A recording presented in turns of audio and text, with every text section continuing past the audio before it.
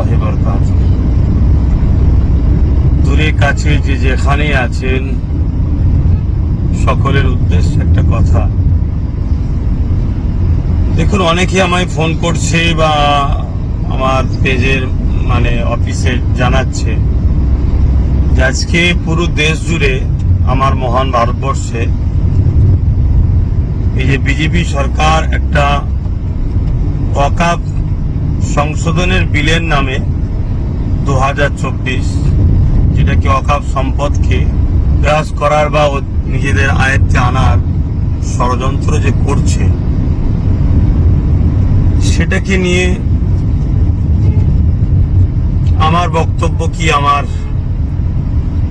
কোনরকম সেরকম বাইট কিছু দেখছেন অনেকে জিজ্ঞেস করছে। দেখুন, দুঃখ লাগে এটাই যে আজ আপনারা ভাবছেন, আমি বিগত 3-4 বছর ধরে বলছি এমন একটা দিন আসছে সবকিছু আমাদের হাত থেকে বেরিয়ে চলে যাবে। আমি তো ওয়াকফ সম্পত্তি নিয়ে কলিকাতা রাজপথ থেকে শুরু করে বাংলার অলিতে গলিতে 3-4 বছর ধরে আন্দোলন করছি যে ওয়াকফ সম্পত্তি এটা মুসলমানদের ব্যক্তিগত সম্পদ, এটা মানুষ দান করে মহান স্রষ্টা রব্বুল আলামিনের নামে। অতএব এটাকে কখনোই কোনো সরকারের হস্তান্তর হতে পারে না।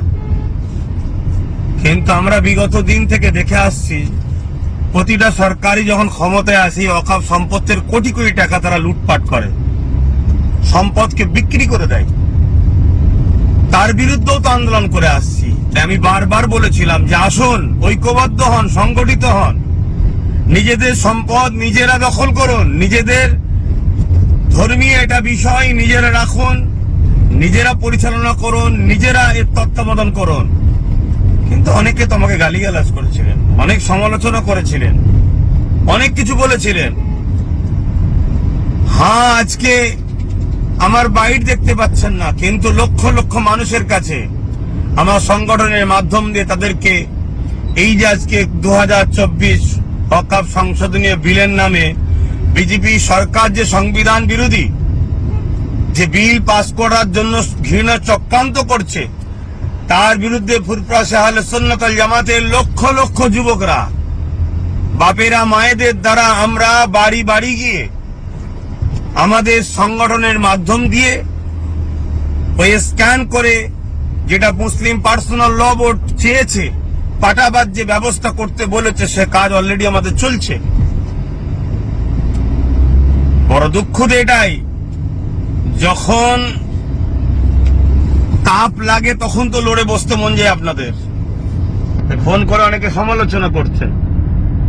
হ্যাঁ, দেখুন, 3 বছর কম বেশি আগে থেকে আমি বলে আসছি যেমন একটা দিন আসছে দিশে হারা হয়ে যাবেন, চোখের পানি নয় খুন বেরোবে। এখনো তো কিছু হয়নি।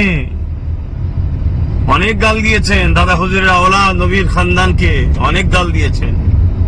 সেই দুঃখগুলো ভুলে যায়নি, কথাগুলো ভুলে যায়নি। তথাপিও বলবো, আসুন, যা প্রতিটা মাযহাব, দল, মত সবকিছু ভুলে গিয়ে এই বিজেপির যে চক্রান্ত, আর বিজেপি শুধু আজকে নতুন নয়, কখন কৃষকের বিরুদ্ধে সংবিধান বিরোধী বিল পাস করেছে, কখনো দেশের মানুষের বিরুদ্ধে। এই বিজেপি নামক যে দল আজকে পুরো দেশটাকে শেষ করছে, এর বিরুদ্ধে সবাই সংগঠিত হন। এবং আমরা যে সেকুলারের নামে যেসব রাজনীতির দলকে ভোট দিয়ে ক্ষমতায় এনেছি, তাদেরকে একটু বলুন না লড়ে চড়ে বসতে। এখনো সময় আছে। কৃষক বন্ধুরা আন্দোলন করা শিখিয়েছে আমাদেরকে। উঠুন, জাগুন, লড়াইয়ের জন্য সংগঠিত হন। কারো বাবা খালি সম্পত্তি নয় ওয়াকফ। ওয়াকফ মানুষ দান করেছে আল্লাহর নামে। অতএব এটা আমার ইসলাম ধর্মের ম্যাটার। আমার ধর্মের উপরে আঘাত দিবার অধিকার দেশ কাউকে দেয়নি, সংবিধান কাউকে দেয়নি। সে যে পদেই বসে থাকতে পারে, সে যদি তার পদকে ভুল রাস্তায় পরিচালনা করে, তাহলে আমাদেরকেও সংবিধানকে সামনে রেখে গণতান্ত্রিক প্রক্রিয়ায় তাকে জাগানো দরকার। যেভাবে কৃষক বন্ধুরা জাগিয়েছে, তাই সংগঠিত হন, আসুন আগিয়ে চলুন। আজকে পুরো দেশ জুড়ে অকাফ সম্পদের যে বিল যদি পাশ করে ফেলে, আমার মুসলিম কম আমি বলছি, আমরা দিশেহারা তো এমনি হয়ে আছি, আরো দিশেহারা হয়ে যাব, কোনো অস্তিত্ব থাকবে না। আমি বলেছিলাম মসজিদে যাবেন, AK-47 দাঁড়িয়ে থাকবে, লাঠিলে দাঁড়িয়ে থাকবে, সেটা করতে চাইছে মসজিদ কমিটি, মাদ্রাসা কমিটি, বিভিন্ন কমিটিতে, কবরস্থান কমিটি, সব কমিটির মধ্যে সরকার তার আমলাকে নিযুক্ত করবে, সম্পদকে হস্তক্ষেপ করবে, তাদের আইনকে প্রয়োগ করাবে, আপনার ধর্মীয় স্বাধীনতা শেষ হয়ে যাবে। এই যে অত্যাচার, এতে মুসলিম অস্তিত্ব তথা ইসলামকে মিটাবার একটা ঘৃণার চক্রান্ত বিজেপি সরকার নিচ্ছে। এই বিল কোনোভাবে লাগু হতে দেওয়া যাবে না। আর এই বিল যদি লাগু হয়ে যায়, দোদকে দোদকে মরার থেকে একেবারে মরে যাওয়া ভালো। তাই সময় আছে, চলুন, আমি ফার্স্টে আছি, আসুন না দেখি। যারা পালালি খেয়ে খায়, যারা পা চেটে বেড়ায়, যারা ভিক্ষা খায়, সামান্য ভিক্ষায় যখন ইসলাম বিদ্বেষী কোনো কথা হয়, তাদের মুখে কথা পাওয়া যায় না, সেই মুসলমানদের নিয়ে রকাবের লড়াই কি হবে? তারা আজকে ফোন করে বলছে আপনার ভূমিকা কি? আজকে নিজেরা সংগঠিত নয়, নিজেদের কোনো পাওয়ার নাই, নিজেদের কোনো জায়গা নাই। আরো একটা কথা, হিন্দু আর হিন্দুত্ব দুটোকে কিন্তু একভাবে মিশিয়ে দেবেন না। আমার ক্ষুদ্র জ্ঞানে হিন্দু শান্তি, ভ্রাতৃত্ব, ঐক্যের কথা বলে।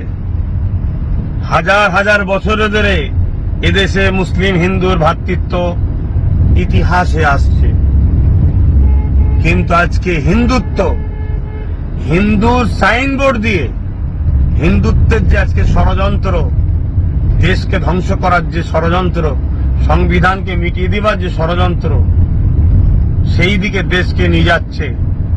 তাই ইসলামের ঐতিহ্য, 400-500 বছরের ওয়াকাফ স্টেট, ওয়াকাফ সম্পত্তির মসজিদ যা আছে, সেগুলোকে বিরান যদি না করা যায়, তাহলে এটা একটা কিন্তু আপনার আমার জন্য একটা প্রমাণ দিচ্ছে যে এই দেশে হাজার হাজার বছর ধরে আমাদেরও পূর্বপুরুষরা চলে আসছে।